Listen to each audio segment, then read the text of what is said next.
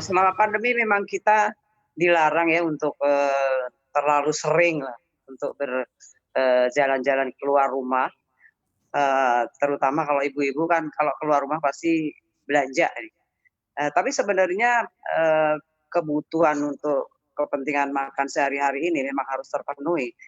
Kita boleh saja berbelanja, yang penting kita tetap menerapkan, protokol kesehatan dengan mengenakan masker, kemudian cuci tangan secara, periodik, kemudian juga, menjaga jarak, itu yang paling penting dilakukan sehingga, kita bisa melakukan kegiatan untuk, memenuhi kebutuhan harian di rumah, begitu. Ya, selain menerapkan protokol kesehatan ya begitu Bu, bagaimana sih caranya kita tuh untuk, mencukupi kebutuhan gizi kita nih, terutama di dalam sebuah keluarga? Karena kan juga, terutama untuk anak-anak sendiri, bagaimana caranya tuh agar tetap gizi ini tuh tetap, tercukupi dan juga tetap, terjaga di masa pandemi saat ini? Silakan Bu Dokter.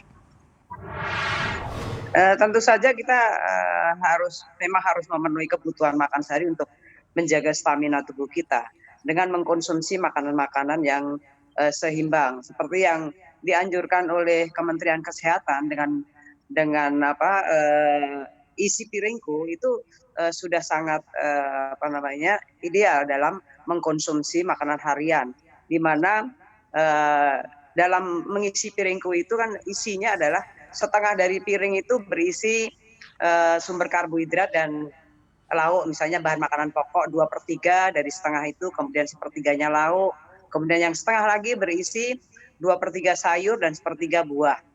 Dan itu kalau diterapkan sebenarnya sudah bisa memenuhi, kebutuhan gizi seimbang harian, yang dibutuhkan oleh tubuh kita. Dan tentu saja Nah, pilihan oke. bahan-bahan makanan itu tetap harus, yang bagus, tetap harus yang sehat, untuk pemilihan bahan-bahan makanannya. Oke, baik. Kita tahu ya makanan sehat ini tuh identik dengan, harga yang cenderung tuh lebih mahal begitu ya. Nah, bagaimana caranya kita ini bisa tetap menjaga asupan gizi seimbang, tapi mungkin dengan harga yang lebih terjangkau? Memang kalau kita belanjanya ke supermarket, memang, harga-harganya pasti jauh lebih tinggi. Dan, pengalaman saya sendiri, saya selalu belanja ke pasar tradisional, Mbak, untuk mendapatkan harga-harga relatif lebih bisa terjangkau. Dan tentu saja kalau kita belanja ke pasar, kita juga harus pinter-pinter ya, untuk, supaya tidak terkena wabah ini dengan menerapkan protokol kesehatan tadi.